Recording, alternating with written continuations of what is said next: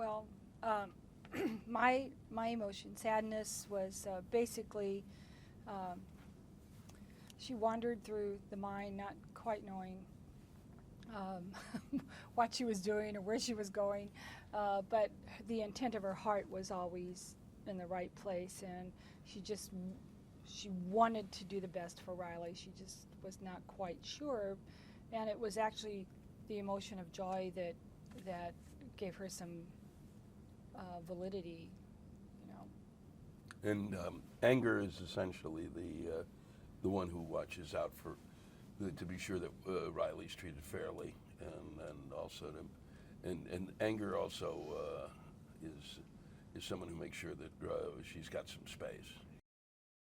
And I think it's fear, anger, and disgust take over because that's where Riley's really at.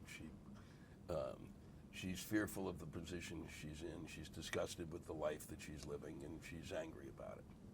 Well, I think the answer's in front of you. Every so often, there's moves in terms of casting that people go, my God, the magic of it. I think it's Pete, Doctor, and everybody that he chose to surround him, and Jonas. It really is such a collaborative effort, and the story, the whole, and we're just like a small part of that. I think the kids are going to be interested in all the colors and the fast-moving adventure, and the adults are getting the humor with the Brazilian. The Brazilian pilot, and you know, they have their own emotions going on in their head, and it's so true to life where you're talking to someone and you can't get them to, okay, can you give me a little something here? Not you personally, Yeah. But yeah, it hits all notes. It is, and the comedy I think is a big hook for the parents. And the other thing that's a hook is that a kid and a parent can sit there together and really enjoy it together. Well, we're, like I said before, we're one small part of that. We're in a room with Pete and Jonas, and if you work at Disney, Doc, you know, and everybody knows Doc at Disney, and so we're just one little piece of that. And then you look at the credits and you see 500 names on there, and it takes every one of those people.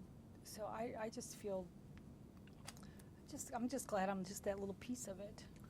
The thing that I keep saying and returning to is the fact that it is the only time you will work on something and see the entirety of the creative process in front of you, and that you can watch it grow. And even though you're not, like, I didn't know the way it was going to end, it didn't matter because that was the end of the creative process. But I did see how they got up there, and I saw where they're, you know, and I was privy to their mistakes, you know, and the choices. It's like if you go to a rare book room and you look at somebody's the first draft of a novel, and they'll have the crossouts. You get to see all of that.